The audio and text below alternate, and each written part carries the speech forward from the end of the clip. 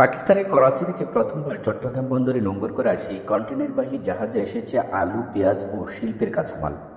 MV ইওয়ান জিয়ান ফাজং নামের জাহাজটি সংযুক্ত আরব আমিরাতের জেবেল আলী বন্দর থেকে করাচি হয়ে গত 11 নভেম্বর চট্টগ্রাম বন্দরে পৌঁছে। এর মধ্য দিয়ে স্বাধীনতার পর প্রথমবার করাচি বন্দর থেকে চট্টগ্রামে সরাসরি বাণিজ্যিক জাহাজ এলো। এর আগে পাকিস্তানের কন্টেনার পণ্য তৃতীয় দেশ হয়ে চট্টগ্রামে আনা হতো। জাহাজটিতে আসা 370টি টিইইউএস কার্গোর মধ্যে করাচি বন্দর থেকে আসে 297টি ইইউএস এবং জেবেল আলী বন্দর থেকে আনা হয় 73টি টিইউএস কন্টেনার। বন্দর ও কাস্টম সূত্রে জানা গেছে, করাচি বন্দর থেকে আসা 297টি টিইউএস পণ্যের মধ্যে 115 টিইউএস টেক্সটাইল সহ বিভিন্ন শিল্পের কাঁচামাল।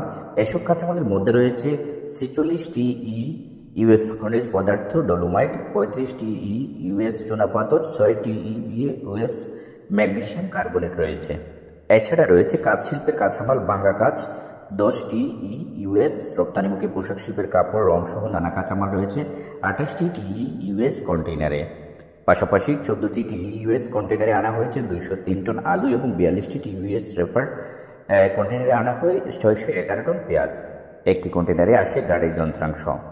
চট্টগ্রাম বন্দর কর্তৃপক্ষের সচিব মোহাম্মদ উমর ফারুক বলেন, চট্টগ্রাম বন্দর আইএসপিএস কোড মেনে চলা একটি আন্তর্জাতিক বন্দর। আমদানিকারকরা এলসির মাধ্যমে পণ্যের চালান জাহাজ করে বন্দরে আনেন। স্ক্যানিং সহ কাস্টমস হাউসের নিয়মকানুন মেনে পণ্য খালাস নেবেন তারা। করাচি থেকে আসা পণ্যের ক্ষেত্রেও একই প্রক্রিয়া অনুসরণ করা হচ্ছে। তিনি বলেন, পানামা পতাকাবাহী এমভি ইওয়ান জিয়ান ফাজং নামের কন্টেইনার জাহাজটি সংযুক্ত আরব আমিরাত থেকে করাচি হয়ে চট্টগ্রাম বন্দরে আসে।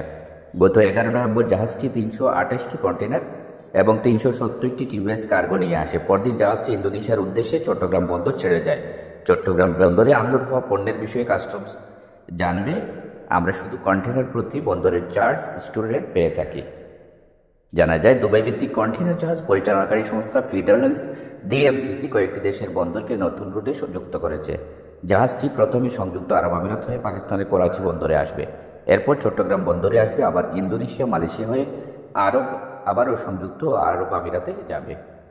জাহাজটির স্থানীয় এজেন্ট রিজেন্সা লাইন লিমিটেডের একজন কর্মকর্তা জানান, জাহাজটি প্রথমবারের মতো গত 11 নভেম্বর আরব আমিরাত থেকে করাচি হয়ে চট্টগ্রামে এসেছে। পরে চট্টগ্রাম থেকে কয়েকটি দেশের বন্দর ঘুরে পুনরায় আমিরাত যাবে।